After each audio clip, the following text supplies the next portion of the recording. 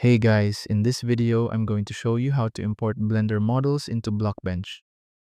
This is useful if you want to edit or convert models made in Blender. First, export your model from Blender as an OBJ file, since this format is supported by Blockbench.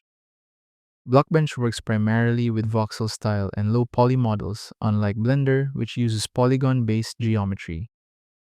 If your Blender model is highly detailed, you may need to use a third-party tool or website to convert polygon models into a voxel-friendly format before importing. Next, open Blockbench and start a generic model project.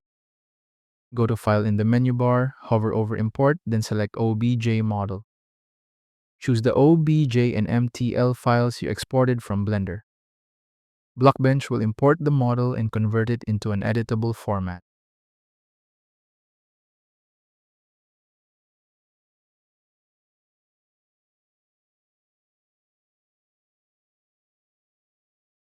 After importing, check the scale, rotations, and textures to make sure everything looks correct. And that's how to import Blender models into Blockbench. Thank you so much for watching.